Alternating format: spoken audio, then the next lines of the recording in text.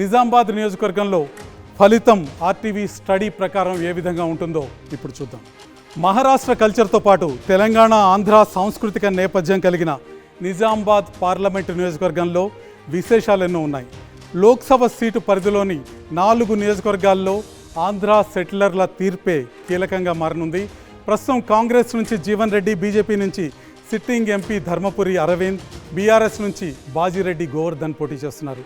కాంగ్రెస్ అభ్యర్థి టి జీవన్ రెడ్డి టీడీపీతో రాజకీయాల్లోకి వచ్చి చాలా కాలంగా కాంగ్రెస్లో కొనసాగుతున్న నేత, మంత్రిగా కూడా పనిచేశారు.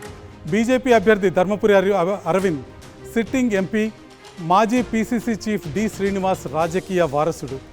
బీఆర్ఎస్ అభ్యర్థి బాజిరెడ్డి గోవర్ధన్ మాజీ ఎమ్మెల్యే, మాజీ ఆర్టీసీ చైర్మన్, 3 దశాబ్దాలుగా రాజకీయాల్లో ఉన్నారు.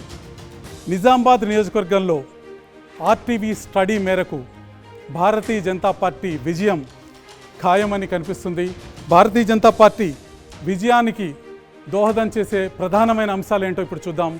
పసుపు బోర్డు అనేది ప్రధానంగా ఉంది. పసుపు బోర్డు సాధించటం అరవింద్కు సానుకూల అంశం. చాలామంది పసుపు రైతులు అరవింద్ వెంట స్వచ్ఛందంగా ప్రచారం చేయటం అరవింద్కు కలిసి వచ్చే అంశం.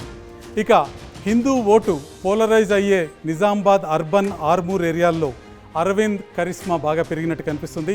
సంఘ్ పరివార్ సంస్థలు బలంగా ఉండటం కూడా బీజేపీ విజయానికి దోహదపడుతున్నాయి. నిజామాబాద్ అర్బన్ బోధనలో ముస్లిం ఓట్లు కాంగ్రెస్ వైపుకి మళ్ళుతున్నాయి, కాంగ్రెస్ వైపు మొగ్గు చూపిస్తున్నాయి. కాంగ్రెస్ అభ్యర్థి జీవన్ రెడ్డి జగిత్యాల, కోరిట్ల ప్రాంతాలకే సుపరిచితుడు.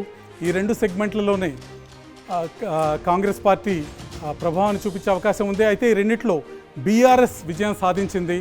వెలమల్ ఇక్కడ ప్రభావం చూపించే అవకాశం ఉంది.